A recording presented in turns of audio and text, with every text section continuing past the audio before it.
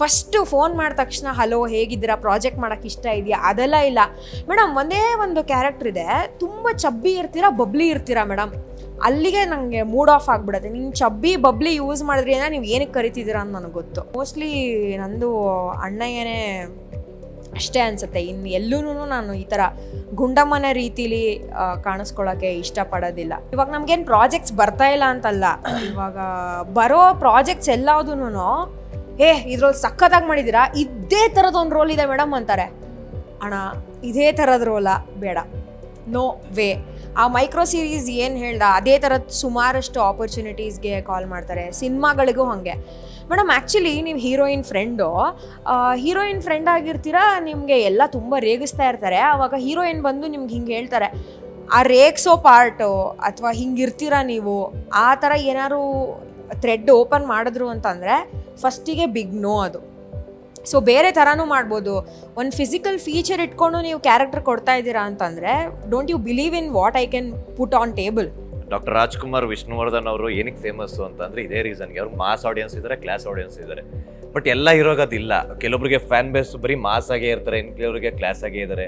ಎಲ್ಲರಿಗೂ ಸಿಗಲ್ಲ unless until prove ಮಾಡ್ಕೊಳ್ಳೋ ತನಕ. ನೀವಿಬ್ರು ಕಾಮಿಡಿ ರೋಲ್ ಮಾಡ್ತಾ ಇದ್ದೀರಾ ಅಂತಂದ್ರೆ ಒಂದಿಷ್ಟು ಜನ ಏನ್ ಅನ್ಕೊಂಡ್ಬಿಡ್ತಾರೆ ಅಂತಂದ್ರೆ ಇವ್ರನ್ನ ಕಾಮಿಡಿಗೆ ಫಿಕ್ಸ್ ಮಾಡ್ಬಿಡೋಣ ಅನ್ನೋಂಥದ್ದು ಒಂದು ಮೈಂಡಲ್ಲಿ ಅವ್ರಿಗೆ ಅದೇ ಇರುತ್ತೆ. ಬಿಕಾಸ್ ನಿಮ್ಮ ನೆಕ್ಸ್ಟ್ ಪ್ರಾಜೆಕ್ಟ್ಗಳೆಲ್ಲ ನೀವು ಕೇಳೋ ಸ್ಟೋರಿ ಆಗಿರ್ಬೋದು, ನೀವು ಮಾಡೋ ಪ್ರಾಜೆಕ್ಟ್ಗಳಾಗಿರ್ಬೋದು, ಎಲ್ಲವೂ ಕೂಡ ನಿಮ್ಮ ಕಾಮಿಕ್ ರೋಲಲ್ಲೇ ಫಿಕ್ಸ್ ಮಾಡಬೇಕು ಅನ್ನೋ ಥಾಟ್ ಇರುತ್ತೆ.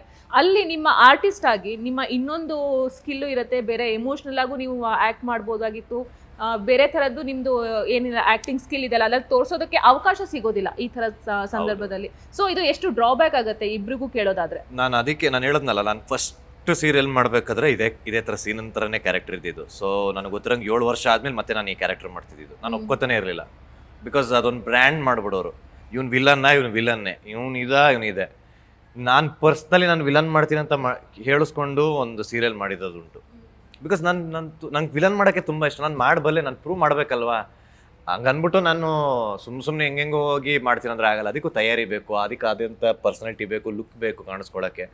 ಸೊ ನಾನು ಫಸ್ಟೇ ಕೇಳ್ತೀನಿ ಯಾವ ಥರ ಈ ಸೇಮ್ ಕ್ಯಾರೆಕ್ಟರ್ ಅಂದರೆ ನಾನು ಮಾಡಲ್ಲ.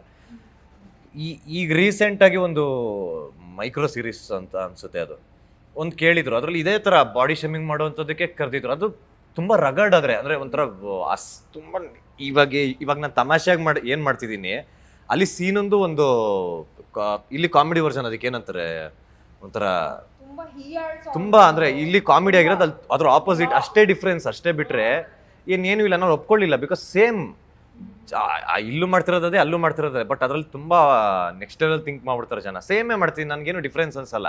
ಆ್ಯಕ್ಟಿಂಗ್ ವೈಸ್ ಡಿಫ್ರೆನ್ಸ್ ಅನ್ನಿಸ್ಬೋದು, ಆ್ಯರೋಗೆಂಟ್ ಜಾಸ್ತಿ ಅನ್ನಿಸ್ಬೋದು, ಬಟ್ ನಾನು ಮಾಡೋಕ್ಕೆ ನನಗೆ ಇಷ್ಟ ಇಲ್ಲ. ಸೊ ಯಾರೇ ಫಸ್ಟ್ ಫೋನ್ ಮಾಡಿದ್ರು ಕೂಡ ಫಸ್ಟ್ ಕ್ಯಾರೆಕ್ಟರ್ ಏನಾದ್ರು ನಿಮ್ದು ಈ ಥರ ಇತ್ತಲ್ಲ ಹಿಂಗೆ ಬೇಕಾದ್ರೆ ನಾನು ಮಾಡಲ್ಲ. ನಾನು ಬೇರೆ ಮಾಡ್ಬೋದು ನಾನು ಖಂಡಿತವಾಗ್ಲೂ. ಅದಕ್ಕೆ ಇವಾಗ ನೋಡಿ, ಡಾಕ್ಟರ್ ರಾಜ್ಕುಮಾರ್ ವಿಷ್ಣುವರ್ಧನ್ ಅವರು ಏನಕ್ಕೆ ಫೇಮಸ್ಸು ಅಂತಂದರೆ ಇದೇ ರೀಸನ್ಗೆ. ಅವ್ರಿಗೆ ಮಾಸ್ ಆಡಿಯನ್ಸ್ ಇದ್ದಾರೆ, ಕ್ಲಾಸ್ ಆಡಿಯನ್ಸ್ ಇದ್ದಾರೆ. ಬಟ್ ಎಲ್ಲ ಇರೋಗೋದಿಲ್ಲ. ಕೆಲವೊಬ್ಬರಿಗೆ ಫ್ಯಾನ್ ಬೇಸ್ ಬರೀ ಮಾಸ್ ಆಗೇ ಇರ್ತಾರೆ, ಕೆಲವರಿಗೆ ಕ್ಲಾಸ್ ಆಗೇ ಇದ್ದಾರೆ. ಎಲ್ಲರಿಗೂ ಸಿಗಲ್ಲ ಅನ್ಲೆಸ್ ಅಂಟಿಲ್ ಪ್ರೂವ್ ಮಾಡ್ಕೊಳ್ಳೋ ತನಕ.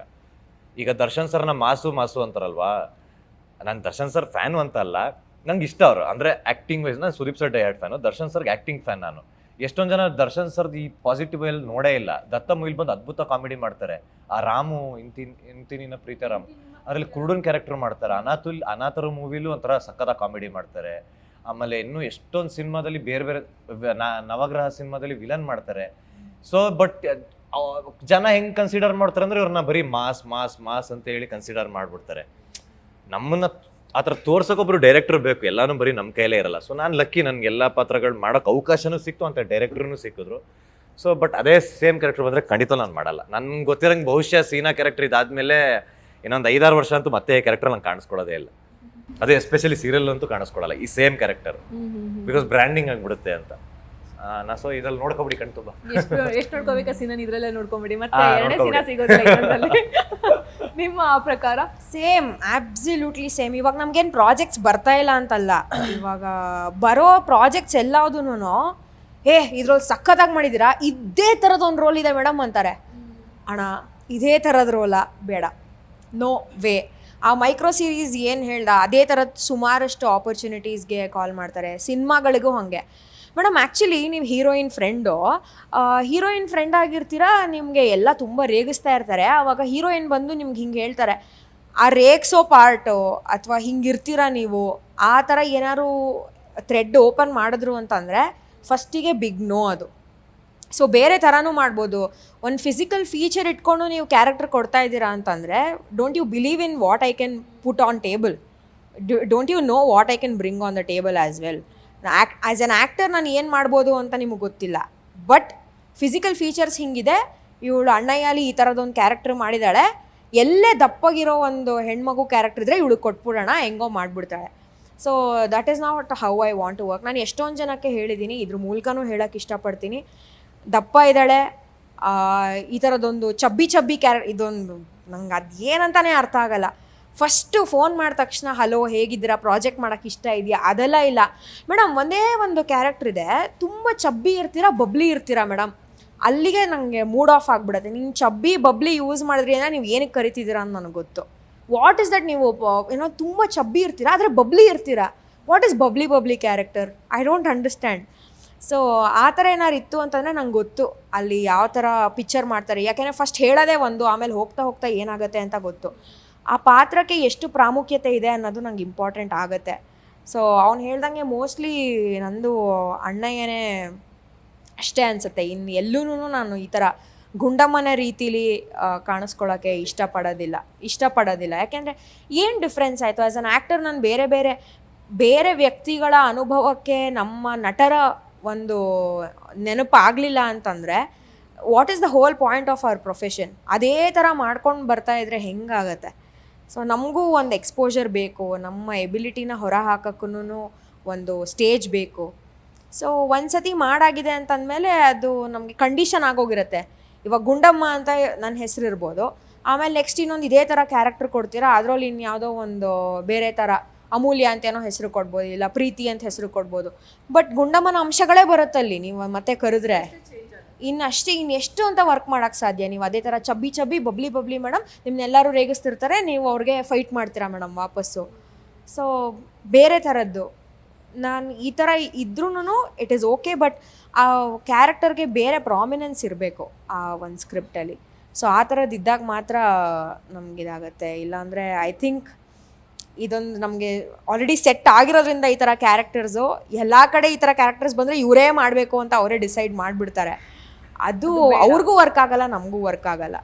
ನಮಗೆ ಎಕ್ಸ್ಕ್ಲೂಸಿವಿಟಿ, ಅಥೆಂಟಿಸಿಟಿ ಅಂತಾರಲ್ಲ ಅಣ್ಣಯ್ಯ, ಅದು ನಾನು ಹೇಳಿದ್ನಲ್ಲ ಆಗಲೇ, ಅದು ಉಳ್ಕೊಳ್ಳೋದಿಲ್ಲ ಅವಾಗ. Okay, I got it. Thank you so much. ಇಷ್ಟೊತ್ತು ನಮ್ಮ ಜೊತೆಗೆ ತುಂಬ ಚೆನ್ನಾಗಿ ಮಾತಾಡಿದ್ದೀರಾ, ತುಂಬ ವಿಷಯಗಳನ್ನು ಹಂಚ್ಕೊಂಡಿದ್ದೀರಾ. ಆಮೇಲೆ ಎಂಜಾಯ್ ಮಾಡಿದೆ ನಾನಂತೂ ನಿಮ್ಮ ಜೊತೆ ಮಾತಾಡಿದ್ದೇನೆ. ಥ್ಯಾಂಕ್ ಯು ಸೋ ಮಚ್ ನಿಮ್ಮ ಟೈಮ್ಗೆ, ಇಬ್ಬರು ಟೈಮ್ಗೆ. Thank you. ಆ್ಯಂಡ್ ಈ ಥರದ್ದು ಇವತ್ತು ಆ್ಯಕ್ಚುಲಿ ನಾನು ಎಷ್ಟೊಂದು ಇಂಟರ್ವ್ಯೂ ಕೊಟ್ಟಿದ್ದೀನಿ, ಇಲ್ಲ ಅಂತ ಹೇಳ್ತಿಲ್ಲ, ಬಟ್ ನನಗೆ ತುಂಬ ಖುಷಿ ಆಯಿತು. ಬಿಕಾಸ್ ಎಲ್ಲರೂ ಕೇಳೋದೇ ಬಂದು ನಾರ್ಮಲಾಗಿ ಏನು ಕ್ವಶನ್ಸ್ ಕೇಳ್ತಾರೆ ಅದೇ ಕೇಳ್ತೀರಿ, ಬಟ್ ನೀವು ಅದನ್ನ ಬಿಟ್ಟು ಬೇರೆ ಕೇಳಲ್ಲ. ಸ್ಟಾರ್ಟಿಂಗ್ ಹೇಳಿದ್ರಲ್ಲ ಮಾತು ಉಳಿಸ್ಕೊಂಡ್ರೆ ಔಟ್ ಆಫ್ ದಿ ಬಾಕ್ಸ್ ಅಂತ. ಸೊ ಐ ಹೋಪ್ ಜನನು ಎಂಜಾಯ್ ಮಾಡ್ತಾರೆ ಇದು. Thank you and all the best ನಿಮ್ಮಿಬ್ಬರಿಗೂ. Thank you. ಹೀಗೆ ಜಗಳ ಆಡ್ಕೊಂಡು ನಮ್ಮನ್ನ ಎಂಟರ್ಟೈನ್ ಮಾಡ್ತಾ ಇರಿ ನೀವು. Thank you. ಎಸ್, ಇದಾಗಿತ್ತು ನಮ್ಮ ಗುಂಡಮ್ಮ ಮತ್ತೆ ಜಿಮ್ಸೀನಾ ಅವರ ಮಾತು. ಹೋಪ್ಫುಲಿ ಈ ವಿಡಿಯೋ ನಿಮಗೆ ಇಷ್ಟವಾಗಿದೆ ಅಂತ ಭಾವಿಸ್ತೀನಿ. ಇಷ್ಟವಾಗಿದ್ರೆ ಲೈಕ್ ಮಾಡಿ, ಕಮೆಂಟ್ ಮಾಡಿ, ಮತ್ತೆ ಶೇರ್ ಮಾಡಿ. ಹಾಗೆ ನಮ್ಮ ವಿಶ್ವವಾಣಿ ಟಿವಿ ಸ್ಪೆಷಲ್ ಯೂಟ್ಯೂಬ್ ಚಾನಲ್ನ ಸಬ್ಸ್ಕ್ರೈಬ್ ಮಾಡಿ.